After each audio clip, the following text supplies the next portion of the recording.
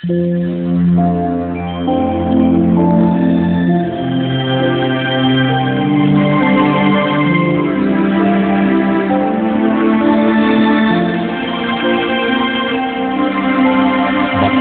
ang bumabasa at ang nangakikinig ng mga salita ng hula at tumutupad ng mga bagay na nangasusulat doon, sapagkat ang panahoy malapit na.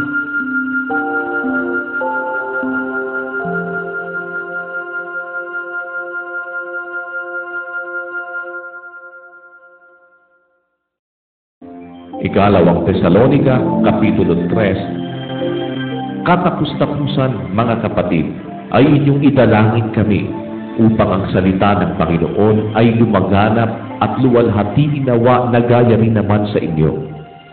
At upang kami ay mangaligtas sa mga taong walang katuwiran at masasama, sapagkat hindi lahat ay mayroong pananampalataya. Ngunit tapat ang Panginoon na magpapatibay sa inyo, at sa inyo'y mag-iingat sa masama. At may pagkakatiwala kami sa Panginoon tungkol sa inyo, na inyong ginagawa at gagawin naman mga bagay na aming iniuutos.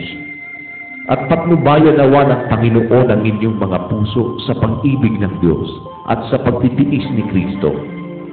Aming iniuutos nga sa inyo, mga kapatid, sa pangalan ng ating Panginoong Hesukristo, na kayo'y magsihiwalay sa bawat kapatid na lumalakad ng walang kaayusan at hindi ayon sa aral na tinanggap nila sa amin, sapagkat kayo rin ang nakakaalam kung paano kami ay inyong dapat tularan, sapagkat kami ay hindi nangang-ugali ng walang kaayusan sa inyo. Ni nagsikain man kami ng walang bayad ng tinapay ng sinuman, kundi sa pagpapagalat sa pagdaramdam na gumagawa gabi't araw, upang kami ay huwag maging pasanin sa kanino man sa inyo. Hindi dahil sa kami ay walang karapatan, kundi upang kami ay mga kapagbigay sa inyo ng isang uliran, upang kami ay inyong tularan. Sapagkat noon pa mang kami ay kasama ninyo, ay aming iniutos ito sa inyo, kung ang sino man ay ayaw gumawa, ay huwag din namang kumain. Sapagkat aming nababalitaan ang ilan sa inyo na nagsisilakat ng walang kaayusan, na hindi man lamang nagsisigawa, kundi mga mapakialam sa mga bagay ng iba. Sa mga gayon nga ay aming iniuutos at ipinamamanhik sa Panginoong Hesukristo, na sila'y magsigawang may katahimikan at magsikain ng kanilang sariling tinapay.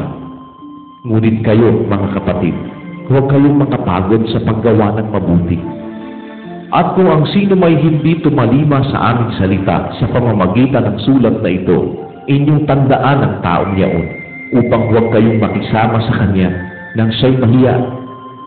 At gayumay huwag ninyong ariin siyang kaaway, kundi inyo siyang paalalahanan tulad sa kapatid. Ngayon ang Panginoon bilang kapayapaan ay magbigay nawa sa inyo ng kapayapaan sa buong panahon at sa lahat ng paraan. Ang Panginoon ay sumainyo nawang lahat. Ang bati na sinulat ng aking sariling kamay, akong si Pablo, na siyang tanda sa bawat sulat, gayon sumusulat ako. Ang biyaya ng ating Panginoong Hesukristo ay sumainyo nawang lahat.